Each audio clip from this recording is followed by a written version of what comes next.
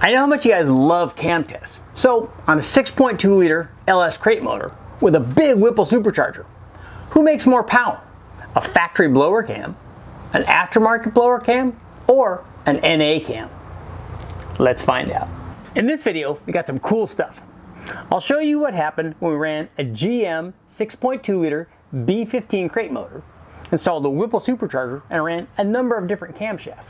So we get to check all that out. You might be wondering, what's a B15 crate motor? Well, that's a designation that GM gives to one of their crate motors that they offer for forced induction.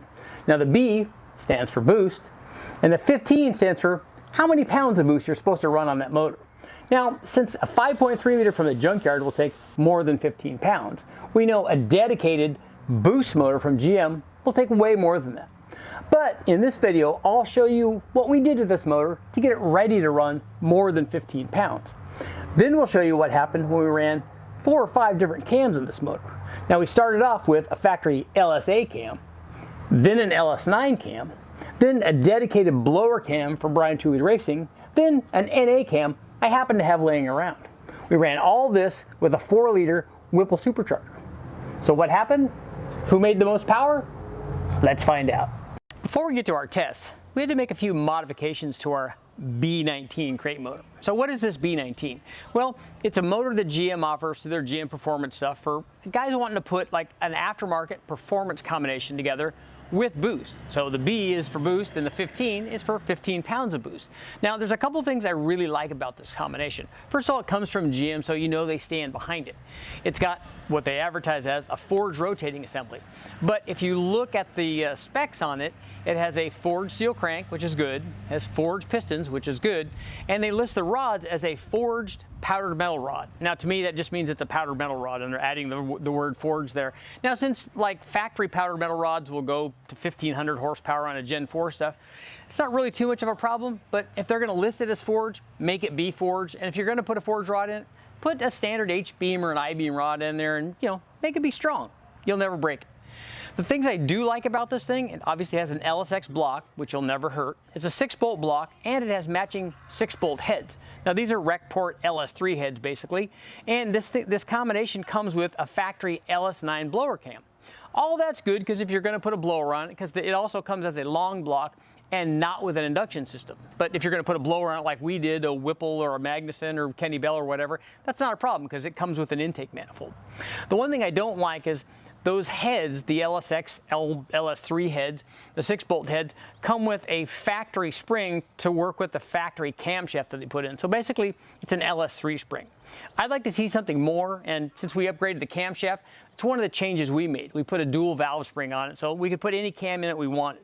Now, the other thing that this blower combination, this boost motor comes with, are factory head bolts. Now again, that's not a terrible thing, and we've run lots of power with factory head bolts, but I'd like to see it, if you're going to run a boosted motor, it should have ARP head studs in, of some kind, just to make it, you know, secure that thing down. So we don't, you know, we want to run a lot of boost, so make sure that they're secure. So we changed the springs, we changed the head bolts, we kept the gaskets that were in it. Now you could put some other kind of Felpro gasket or, you know, some other 6-bolt deal in it. This is what we ran. Now the combination was ready, so we put on a 4 liter Whipple supercharger, and we ran pulleys on it to make various different boost levels, but all of the cams are run at the same boost level. Now that doesn't mean they made the same boost, because when you change the cam, it actually changes the boost, even though we didn't change the pulley. So let's check out the results. We'll take a look at the power of all the different cams, then I'll show you the boost curves, then we can all complain about it. Okay, we've got our Whipple supercharged B15 crate motor from GM, and right now it's equipped with the LSA blower, the factory LSA blower that they used on the ZL1 Camaro stuff, and equipped with that camshaft, our supercharged 6.2 liter, produced 699.4 horsepower and peak torque of 671 foot-pounds. That was at a peak boost of a little over 17 pounds or somewhere over 17 pounds. We'll take a look at the boost curves at the end. So here is what happened when we upgraded from the LSA blower to the LS9.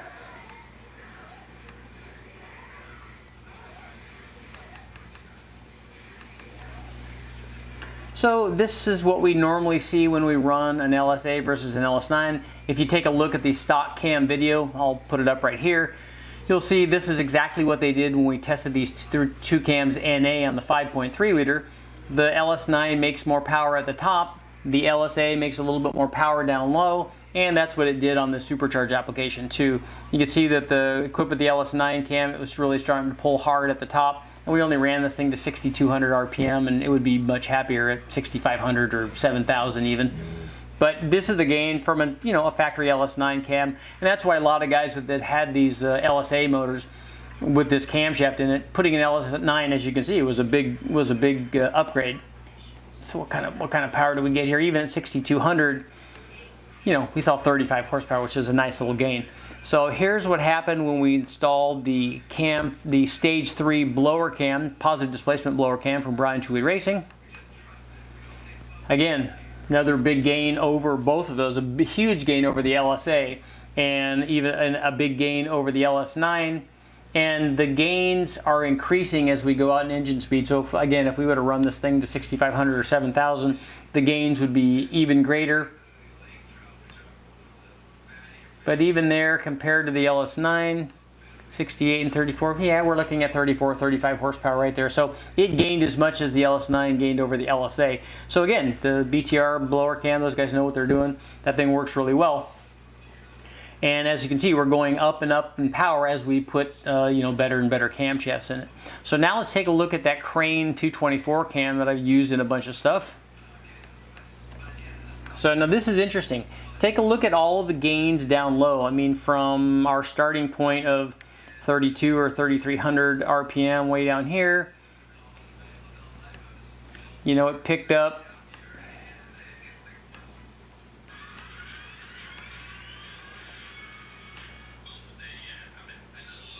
25 or 30 foot-pounds of torque, which is nice.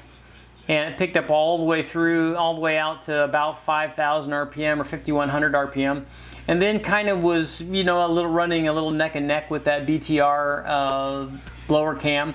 And then you can see, and we can only see it at the very top here, that's where the dedicated blower cam with the wide LSA, and it has more intake and exhaust duration also, would start to pull away. And again, if we ran that thing out to 6,500 or 7,000, the gains from the blower cam over the NA cam would be even more pronounced. Those two would start to diverge.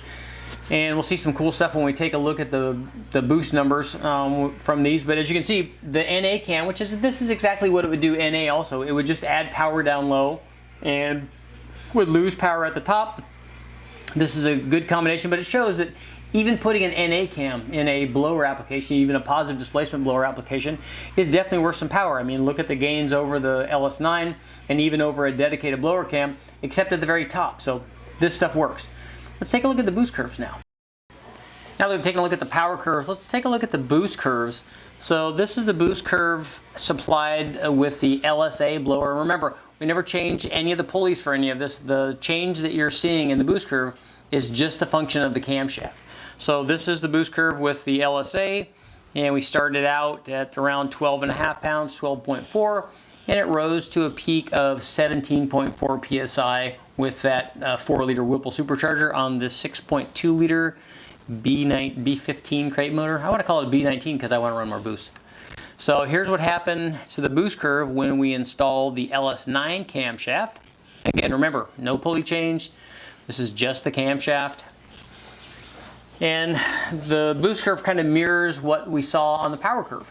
So the LS9 had more boost down low because it wasn't as efficient, and it was making less power than the LSA, but the boost dropped at the top where the LS9 was starting to use more of that air and make more power. So this is kind of exactly what we would expect to see from the boost.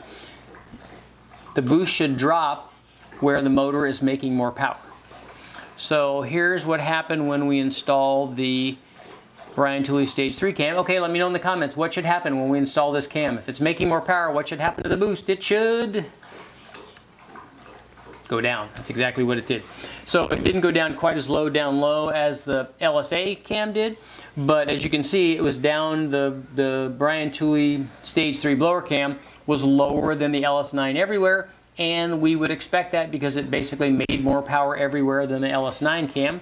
And again, it's doing exactly what it's supposed to. As we make the motor more efficient, it uses more of the air, so the restriction that's between the blower and the valves, basically, that amount of air is going into the motor, so the boost pressure is coming down. So now let's take a look and see our final one. Here's what happened when we installed our NA cam. It is the lowest boost of the bunch because it made, especially in the area where it's really low, down here in the middle part up to 5,000, it's making the most power. Interesting thing is though, even up at the top where it was not making more power, the boost is still lower there. So now, cam experts, let me know, is that because of the all-important valve events? I mean, what's going on there? I would expect every time that if it's making more power, that the boost would come down. That's kind of a natural thing. I always see that. But I would kind of expect the boost curves to cross over there up at the top where the power crosses over also. But we didn't quite see that. Another interesting point here is the crossover point for, like, let's say the LSA and the LS9. The crossover point for boost is not the same RPM as the crossover for power. So maybe we're seeing the same thing here. Maybe that if we kept revving this thing out, we would see the crossover point, because it looks like the LS9 curve is kind of trending flat and the other boost curve for the NA motor is going up. So my guess is if we kept revving this, they would cross over. It's just happening later than the actual power crossover is. So there you have it. This is what happens to the boost curves when you run these different kinds of cams. It obviously shows that the NA cam that is designed to make more power in the middle part, because that's what guys do when they build these blower cams, is they take that away from the cam design and on a positive displacement blower cam and have it make more power at the top. That's exactly what they designed it to do. That's exactly what it does. When you put an NA cam in there, it fills all that in. Everything did what it's supposed to. Let's get to our conclusion. Okay guys, what did you think? What did you think about this test running the Whipple supercharger and all these cams on our B19 crate motor? Personally, I think it was pretty cool. I mean, a lot of the stuff, we kind of knew what was going to happen. We ran the LSA cam, then when we stepped up to the LS9 cam, the LS9 cam almost always makes more power than the LSA. It sacrifices power down low, makes more power at the top. I mean, it's a little wilder camshaft than the LSA, so we kind of expected that. Same thing with the Stage 3 blower cam from Pulley Racing. I mean, it was a bigger, more aggressive cam than the factory LSA, and whenever we've run that in any supercharged combination, it always makes more power, and it did on this combination. The thing is, I don't think we really gave it a fair shake. I mean, I purposely cut off the RPM pretty low on this test, and that's because I was told to. This was not my test motor, and they wanted to make sure that nothing was going to happen to it, that it wasn't going to break. As it turned out, we ended up running it a lot higher than this later on, and we ran it like up to 25 pounds of boost, so there was no way it was going to get hurt. It had enough spring, it had the right cam in it. That was all going to work out, but sometimes you just got to do it. Now, when we ran the NA cam made more power down low than all of the other cams, which is kind of what it would do if we ran it NA. Now, I didn't get a chance to do that, and I normally do, but again, sometimes dyno time is limited, and I just got to make all the cams I can with the blower on there when I can make the test. But that's what we would see. I mean, the wilder Stage 3 blower cam, especially with the wider LSA, is definitely going to make more power on the top. And had we run this thing to like 7,000 RPM, it would definitely do that. It was already starting to show that trend even at this low RPM. The cool thing is when I showed you the boost curves. Now, the boost curve, the boost put out by each one of these was inversely proportional to like the power gain. As it went up in power, it went down in boost. And that's kind of what we would expect, because the motor is using more of the air supplied by the blower. So the pressure, the restriction that's in there is less. Now, what do you guys think? I want to know how many comments I'm going to get from guys that are going to say, hey, yeah, now but you got to pulley it up to get the boost even. Make those comments, guys. I want to hear that. That's an interesting proposal, but usually with the supercharger stuff, I like to run it with the same pulley. That way when I make a change, I can see what happened to that change. And now if we wanted to go back in and change the pulley and bring the boost up and run it at the same boost, we would just get an even bigger change, and that's what would happen. Well, guys, what do you think? Blowers, NA cams, they all work? I'm Richard Holder, guys. Thanks for watching. Make sure to like, share, subscribe, ring the bell so I can keep making these tests. Thanks for watching.